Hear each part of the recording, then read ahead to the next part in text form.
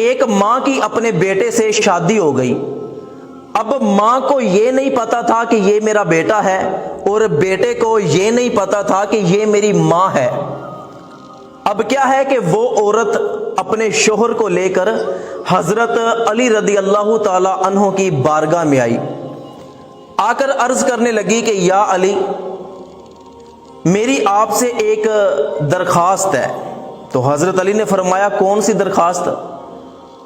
وہ کہنے لگی کہ جب سے میری شادی اس بندے سے ہوئی ہے، اس نے آج تک میری طرف پیار سے نہیں دیکھا، پورا 1 سال ہو گیا شادی کو، لیکن اس بندے نے پورے 1 سال میں مجھے ہاتھ تک نہیں لگایا۔ میں انصاف چاہتی ہوں کہ یہ میرے ساتھ ایسا کیوں کرتا ہے؟ تو حضرت علی رضی اللہ تعالی عنہ نے اس بندے سے پوچھا کہ ہاں بھائی، تو ایسا کیوں کرتا ہے؟ اس نے کہا کہ اے علی، بات یہ ہے کہ میں جب بھی اس عورت کی طرف دیکھتا ہوں تو مجھے اس پر پیار نہیں آتا، بلکہ اس سے نفرت ہو جاتی ہے، میرا دل ہی نہیں کرتا کہ میں اس کو ہاتھ لگاؤں۔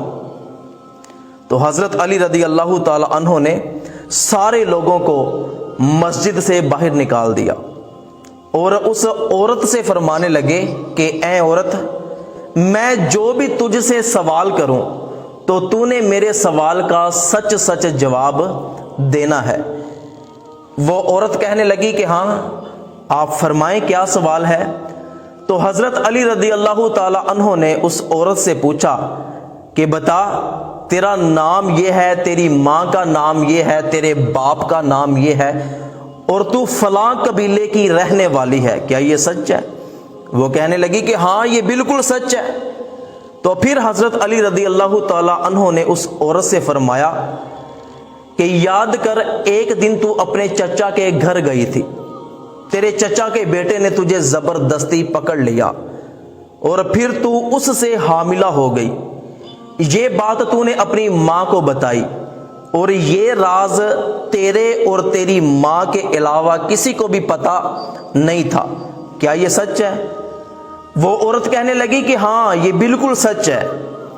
پھر حضرت علی رضی اللہ تعالی عنہ نے اس عورت سے فرمایا کہ پھر جب تجھے درد ہوا تو تیری ماں تجھے لے کر ایک جنگل میں چلی گئی، وہاں پر جا کر تو نے ایک بچے کو جنم دیا، وہ بیٹا تھا، تو تو نے اور تیری ماں نے اس بچے کو ایک کپڑے میں لپیٹ کر جنگل میں رکھ دیا۔ جب تم دونوں وہاں سے واپس آنے لگی تو تیری ماں نے پیچھے مڑ کر دیکھا تو ایک کتا اس بچے کے پاس آ گیا۔